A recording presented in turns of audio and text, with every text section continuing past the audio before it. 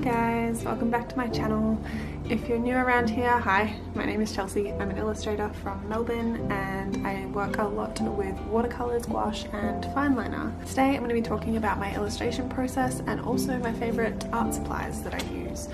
I did do a video like this a couple of years ago, but I've really sort of refined my illustration process in the last couple of years since sort of working my way through freelancing and juggling jobs. So I thought today would be a really good chance to sort of talk you through the process and the mediums that I use at the same time. So the first thing that happens when I decide to do an illustration is I come up with an idea. So this could be something really simple like doing an observational drawing, which I'm going to do today, or it could be something else entirely. It could be a story that I've come up with in my head. It could be just I saw a person walking down the street and I thought they were really lovely looking or interesting, so I decided to try and draw them. There's a heap of different things that kind of inspire me to create an image. So the first thing I'll do is I will sketch out the idea in my sketchbook. I currently use a Milini sketchbook. It is quite a dense paper, it's like 180 GSM I'm pretty sure, and I use it just with pencil and fine liners. I have been terrible at keeping a sketchbook over the last few years, so I made a promise to myself last year now that I would really like to just keep using a sketchbook just to plan ideas, and it's worked out great. So far, and it is only the third week of 2018, but so far I haven't made an illustration I don't like, which is awesome. I also have a Moleskine sketchbook. It is a watercolor sketchbook, but I haven't really used it as much just because I don't really watercolor in my sketchbooks at the moment, and it feels kind of weird to use two at the same time, so I'm hoping to get more use out of that after I finish with the Milini one. The next thing I will do is I will draw the rough that I have created in my sketchbook on a piece of loose paper. I generally just use printer paper, and then from the final rough that I do on that I will trace onto my good paper, which is currently Canson Heritage paper in the hot pressed watercolor edition. I was previously using Como paper, which was great, like it was so cheap compared to watercolor paper and it was just so easy to use. But they changed like the formula or something, and I made the mistake of buying like 5 pads of the stuff, and the paper was just terrible. It didn't hold the watercolors, it feathered instead of like held the liquid. I don't know how to explain it very well, but yeah, it wasn't good. I ended up getting a refund and they didn't want the stock back, so now I just have 5 pads of this paper sitting at my desk and I don't know what to do with it. So if you're looking for some Canson paper that's great for dry mediums, hit me up because I really need to get rid of it. I really like the Canson hot pressed watercolor paper because it's smooth. I really appreciate smooth watercolor paper. It's also very resistant to the amount of layers that I like to do on my illustrations. And I like it. It holds watercolor and pencil and line work really well. When I'm sketching and when I'm tracing, I tend to use colored pencils just because I think it makes my sketchbook look more interesting. As you will see, I have worn through quite a few of my pencils. I use the Prismacolor pencils and I'm particularly fond of the warmer colors. Don't really know why, because I'm not usually attracted to warm colors, but for sketching I find it really good. I think it's because if you use a yellow or a brown it doesn't show up so much on paper.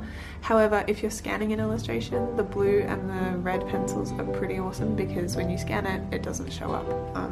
So I like to use a mixture of colors really. It's just about what I can get away with on the day. Like if I'm watercoloring it, I might use a different colored pencil. For example, today's one I used brown because I'm painting it like a pinky kind of red color, and I figured that would blend in quite nicely. I also use Staedler mechanical pencils. I have a 4H with quite a thick head, and also a HB with a very fine head. I think it's a 0.1 head, and I love both of them equally. For fine lining, I use a lot of Sakura pens. I really like them, particularly the Micron fine liners. They're just really wonderful. They last ages and they're totally worth the slight investment. I also have a roll-up sort of pencil case that Justice gave to me when he moved here from the US, and it's been my go-to. I used to use a Faber-Castell one, but honestly, like the elastic just sort of wore out. It was my art school go-to and it's just a bit sad looking, so I use this cute little one now that I think he got me from like Walmart or something, I don't know, but I really like it and I never lose it because it is so vibrant. It holds my brush pens, it also holds my Sakura jelly rolls and my Totoro pen that I bought in Florida last year. Oh my god, no, I bought that 2 years ago. That's how long it's been since I was in Florida, nearly 2 years. That's scary. So once I have traced an illustration, I will generally sit down and I will fine line it.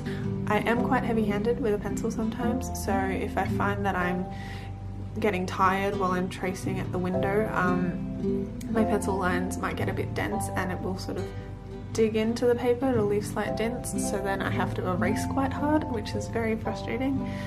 The reason I trace, by the way, is so I don't waste paper. The paper that I currently use is much more expensive than the Como paper that I used to use, so I like to be a little bit frugal and just sort of be more careful with it because I don't want to make a mistake. When I sit down to fine line, I try to erase as I go, and because of said harder lines, I can sort of tend to erase things quite roughly, and that can make for ink being erased, but thankfully I can just draw over it and it's fine. The next thing I will do is watercolor an illustration, or sometimes I will use gouache. Gouache is something I sort of use more for space sort of paintings and landscapes and stuff because it's quite opaque and it's quite dense and a little goes a long way. With watercolor it's about layering. So my go-to watercolor is Winsor & Newton Travel Palette. I've had this since I was at design school, like in 2013, and I love it. I buy half pans to refill it, or sometimes I will use the very, very, very small Winsor & Newton tubes.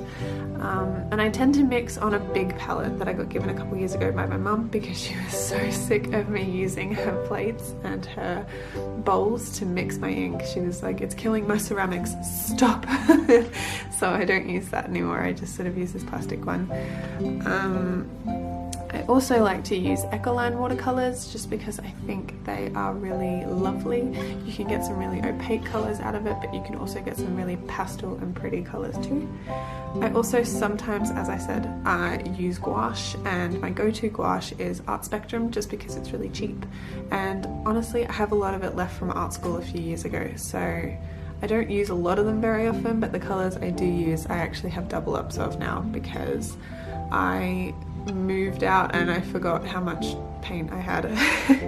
Another thing that I tend to use is a series of different brushes. When I'm watercoloring, I really like to go for thin tipped brushes like the Art Spectrum watercolor brush and Winsor & Newton's watercolor brushes as well, but I have such an array of brushes now that it's really hard to just pick one. I've been collecting brushes for at least 5 or 6 years now, and I love them all dearly, even if the paint is chipping off them because I've accidentally left them in water overnight. Don't do that if you're using watercolor brushes. Do not ever, ever, ever, ever leave your brushes in water. I cannot stress that enough. It is so bad for them. I am not immune to making that mistake, but nonetheless, I try really hard not to. Yeah, take care of your brushes and they will last a very long time. Yeah, I still have some from high school, so yeah, it pays to take care of them. The last thing I will do sort of once I've finished watercoloring an image and once I'm really happy with it is I will actually photograph it. Generally I don't scan my illustrations unless I'm putting them on my website or I'm sending them to a client. So in my case at the moment I sort of just promote what I'm doing on social media, and that means I have to take a nice photo of it, which I just use my iPhone for, and I will edit the image in an app. I sometimes use RNA films, but I'm sort of shying away from that now just because the filters are very intense, and I know you can change that, but I don't like filtering my photos a lot. Instead, I kind of prefer to use a color story. It's an app by the two women who created A Beautiful Mess, and it's just great. The filters are really cute if you decide to use them. I mostly use them for Instagram stories, and they also have things like lens flares and stuff that you can edit in, which is really cute. But for illustrations themselves, I tend to use just the general tool setting where you can up the contrast and up the saturation and things, and it's not super saturated and it's not super intense when you edit. It's very gentle editing, which I know sounds strange, but it doesn't take away the quality of my work, I've noticed, which I really like. I can't say that enough. Editing Chelsea here. You're going to be seeing quite a bit of me just because there are a couple things I forgot to sort of mention when I did the vlog. I had like a list and I didn't tick everything off. So the first thing is, halfway through making this video I spilt paint all over the drawing, so the finished drawing suddenly has thicker lines than the line work that I started doing, and that's just because I spilt paint and I had to retrace the whole thing and it was a mess, and there were tears, there were literal tears, so that was fun. The other thing that I forgot to mention is that when I do a drawing or a painting, better yet when I'm watercoloring, I test the colors before I put anything down, and this is what it looks like. The green is actually from a previous drawing, but the rest of it is pretty much all for the Regal Theatre drawing that I've just done. Last bit is that I totally forgot to show you the final drawing, so that is what a finished illustration will look like once I've gone through this entire process.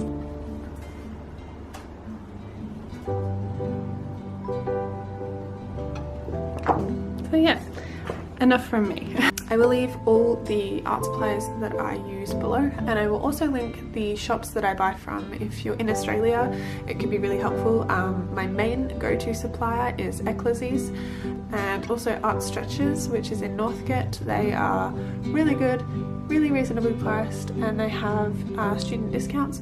Also Melbourne Artist Supplies, if you're around the city, they're very good too. The second floor is like my idea of heaven because all the fine art supplies are up there and it's amazing. I'm currently working on a project that this illustration is involved with, so if you would like to see the behind the scenes process, you can visit Patreon and see what I'm up to over there. It's very exciting and it's a lot of work right now, so I think the process is really interesting to discuss with people.